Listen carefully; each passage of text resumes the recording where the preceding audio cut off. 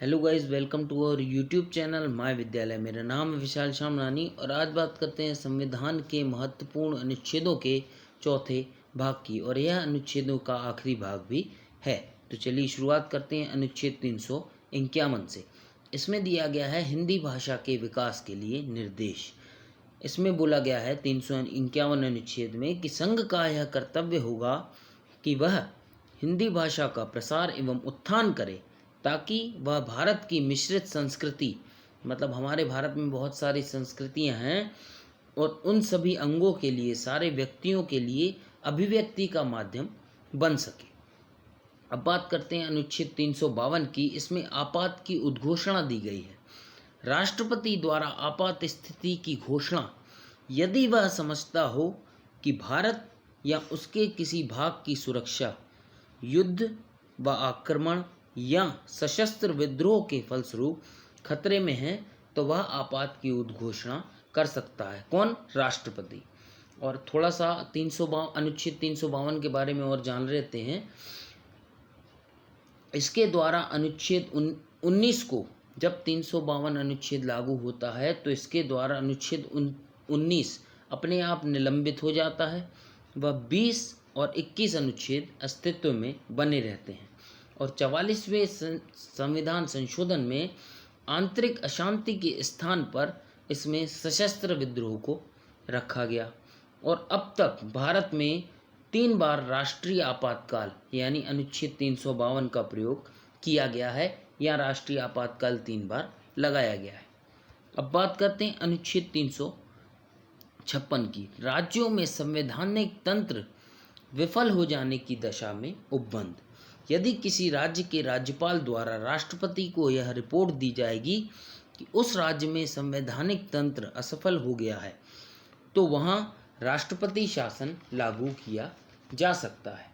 तो अब जान लेते हैं थोड़ा 356 के बारे में कि भारत में लगभग 356 अनुच्छेद 125 बार लग चुका है। इसे राष्ट्रपति शासन भी बोला जाता है। और मध्य प्रदेश के यदि आप स्टूडेंट हैं तो याद रखिएगा कि मध्य प्रदेश में इसे 3 बार लगाया गया है। और सबसे लंबा राष्ट्रपति शासन जम्मू कश्मीर में लगाया गया है। ये लगाया गया है 6 वर्ष 264 दिन तक, लगभग 1990 से लगभग 1996 तक।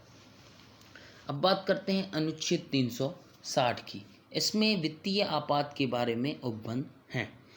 यदि राष्ट्रपति यह समझता है कि भारत के किसी भाग की वित्तीय स्थिरता एवं साख खतरे में है, तो वह वित्तीय आपात की स्थिति की घोषणा कर सकता है, वित्तीय आपातकाल लगा सकता है।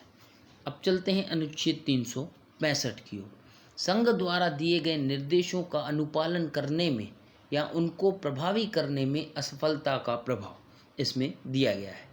यदि कोई राज्य केंद्र द्वारा भेजे गए किसी कार्यकारी निर्देश का पालन करने में असफल रहता है, राष्ट्रपति द्वारा यह समझा जाना विधि सम्मत होगा कि उस राज्य में संविधान तंत्र के अनुरूप प्रशासन चलने की स्थिति में नहीं है, वहाँ राष्ट्रपति शासन यानी अनुच्छेद 356 लागू किया जा सकता है।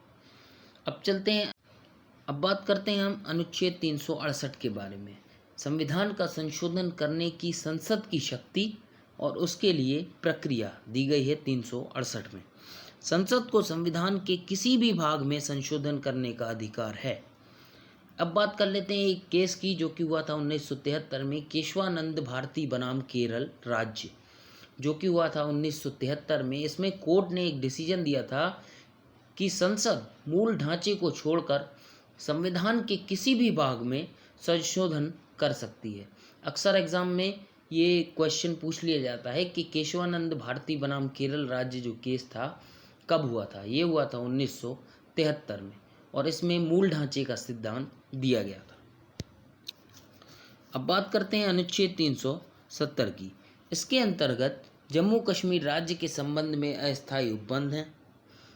जम्मू और कश्मीर की विशेष स्थिति का इसमें वर्णन है। अब बात कर लेते हैं अनुच्छेद 370 की। जवाहरलाल नेहरू द्वारा महाराजा हरि सिंह से हुए समझौते के बाद जोड़ा गया था। कौन सा? अनुच्छेद 370।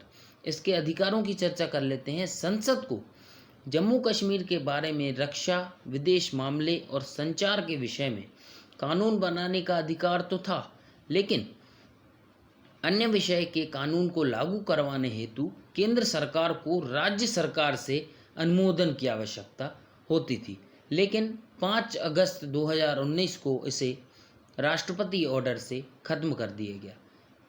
2 केंद्र शासित प्रदेशों का निर्माण किया गया। इसमें जम्मू और कश्मीर और लद्दाख 2 केंद्र शासित प्रदेश बनाए गए। अब बात कर लेते हैं अनुच्छेद 371 की।